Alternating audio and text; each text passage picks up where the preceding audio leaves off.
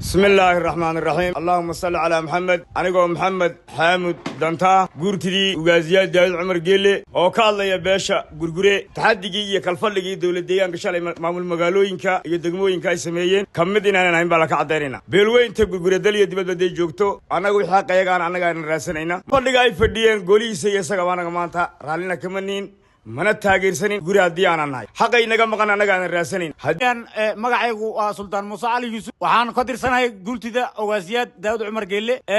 odayaasha la shaqeeya waxa weeyaan arintii shalay ka dhacday dawlad deegaanka Soomaalida waxa weeyaan arintaas toon annaka waxa weeyaan oo taageersanahay ama oo ku faraxsanahay ma saacada laga bilaabo waxaanu ka tirsanahay meel aliya meeshii aan xuquuqdeeda ka helayno ilaa iyo federaalka iyaan hoosta ummadda Soomaaliyeedna waxaan cadeynaynaa ama oon ogeysiinaynaa saacada laga bilaabo oon deegaanka ka tirsanayn oonan matalin meeshii xaqayaan ka helna ka raadsanayna waxa weeyaan magacayga hadaan ku horeeyo Cabdi Cusmaan Ali baa leeyahay waa odayaasha guurtida beesha gurgure ogaasiya Daawud Cumar gudiga waxa weeyaan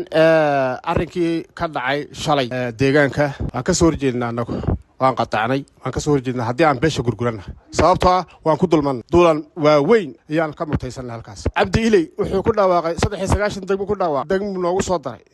uu ka tagay laakiin nin cararaya ha ahaado waxaan subaxdii baan hor joogsan Mustafa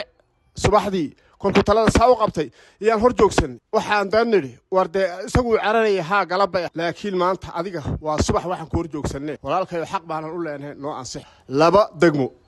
laba wasiir saddex wasiir ku xigeen waxba wada weydiisan wixii xaq aan u lahayn beerihi agaasimo wax fara badan ma weydiisan marxaba iyo niyad wixii oo dhanba waxba kama hayno tan iyo maanta inta oo dhan waan samreynay waan sugaynay laakiin ogaaskeenu iyo odayaashu dhowr jeer bay ku noqnoqdeen waa lagu noqnoqday tirada waan kula hadal xafiiskiisa waan laba jeer baan ugu tagnay maxaan ku ilaahay si dadban iyo si toos ah waan uga hadal inta midba waxba naga soo